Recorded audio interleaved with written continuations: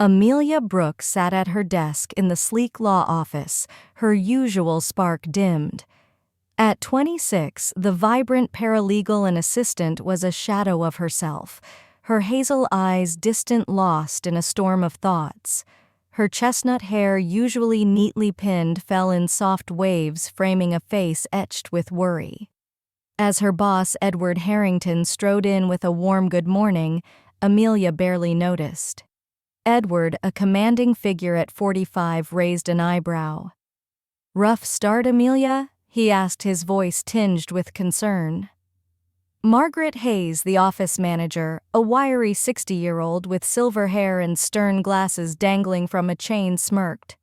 "What's wrong, dear? Break a nail?"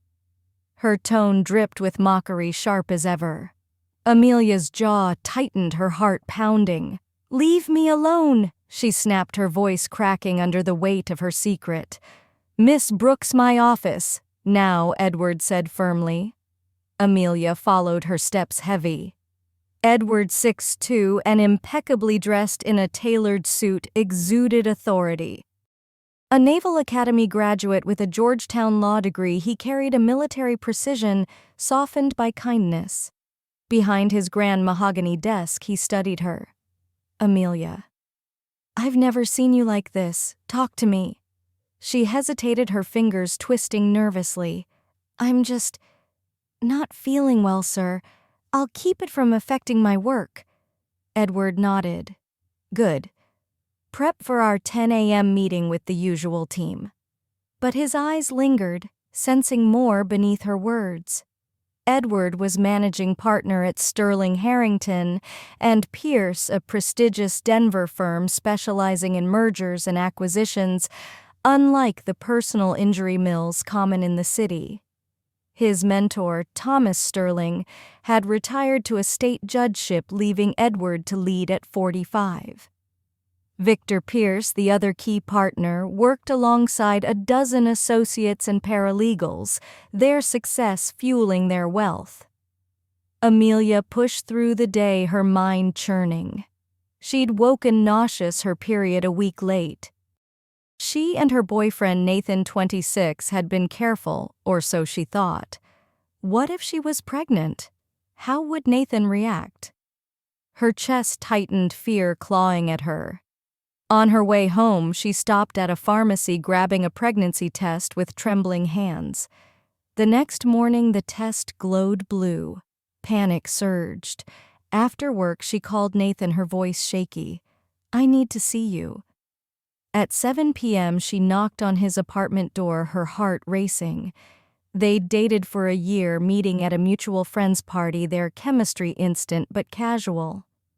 Amelia, 5'4", with freckles and sandy brown hair, always felt plain, her sharp nose and large eyes making her self-conscious. At 110 pounds, she envied other women's curves. Nathan, 5'11" and athletic, was a successful contractor with a construction management degree. "What's this surprise visit about?" he asked, opening the door. Amelia sat on his couch, fidgeting. "I'm pregnant, Nathan." The test was positive. Nathan's face darkened. "How'd this happen? Is it mine?" Amelia's eyes blazed. "Are you serious?" "Of course it's yours. I haven't been with anyone else since we started dating."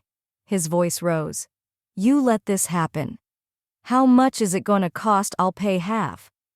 Hurt sliced through her. "It's not just money, Nathan. This could affect my ability to have kids later. And you earn more than me." He sneered. "Don't expect a ring.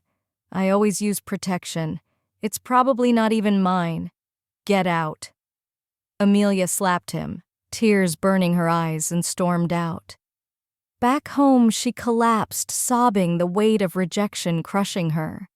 Living with her parents to pay off student loans, Amelia dreaded telling them. Her mother, Evelyn, a devout Pentecostal homemaker, and her father, Henry, a used car dealership owner, had strict values. Amelia had abandoned church in college, straining their bond. After a doctor confirmed her pregnancy, she broke down in her room. Evelyn walked in. "Why are you crying?" Amelia confessed, bracing for the worst. Evelyn's face twisted. "You're a disgrace. You have 1 week to leave." The door slammed, leaving Amelia shattered. At work the next day, Margaret taunted her. "Another boy dump you girls like you chased men shamelessly in my day." Amelia snapped. "You're a bitter old hag." "Back off," Edward overheard. "Amelia, my office, now." She followed, expecting a reprimand. Instead, he grinned. "Why'd you tear into that old toad?" Amelia apologized, admitting personal struggles. "I'm pregnant, alone, and scared. My parents kicked me out. I can't afford a safe place or health care." Edward chuckled. "That's it. Don't worry. If you'll let me, I'd like to help. And call me Ethan outside meetings. My friends do." Amelia protested, but Ethan insisted. "You've been with me 4 years. You helped me through my divorce and Thomas's departure. Let me return the favor." He promoted her to the legal team, leveraging her paralegal certification. "I have spare bedrooms with private baths at my place. Move in if you want." Amelia hesitated. "What'll people think?" Ethan grinned. "This old man could use a little scandal. No strings, just helping a friend." She agreed, and Ethan ensured Nathan's financial responsibility via a DNA test. Amelia hugged him tightly, kissing his cheek, a flicker of hope igniting. That evening, Amelia moved into Ethan's gated colonial-style mansion in Cherry Hills Village, a 5,000-square-foot estate on 3 acres. Her 400-square-foot room boasted a marble bathroom and a lit vanity. "What do you think?" Ethan asked. "It's incredible," she whispered, overwhelmed. He waved off her offers to cook or clean, noting his housekeeper's services. At work, Ethan assigned her a private office, reflecting her promotion. "You'll work harder than ever," he warned. "I'm not just helping you out of pity." Amelia settled in her workload, intense but fulfilling. Months passed, their evenings spent reviewing briefs in Ethan's living room, bonding over shared tastes, country music, opera, politics, despite differing views on climate change. One night, Ethan mentioned the annual Bar Association gala. "Will you do me the honor of being my date?" Amelia blushed. "Me, I'm not sophisticated. I drag you down." Ethan scoffed. "You're the most genuine person I know. Pick a dress, hair, makeup, my card's yours." She agreed, doubting herself but thrilled. Weeks later, Amelia found a stunning black gown that flattered her 34B figure and growing bump paired with 4-inch heels. At the gala, Ethan, dashing in an Armani tux, gifted her a Mikimoto pearl necklace. "For a beautiful woman," he said. Tears welled as he fastened it. They dazzled the crowd, Amelia's wit shining. Slow dancing, she felt Ethan's warmth teasingly pulling him closer. Back home, their goodnight kiss deepened, a spark igniting. "You're the most honorable man I know," she whispered. Ethan confessed his growing love, fearing their age gap. Amelia admitted her feeling scared, but hopeful. "Let's explore this," she said. Their relationship blossomed, Ethan attending her OB/GYN visits. Margaret's taunts persisted, but Ethan shut her down, demanding respect.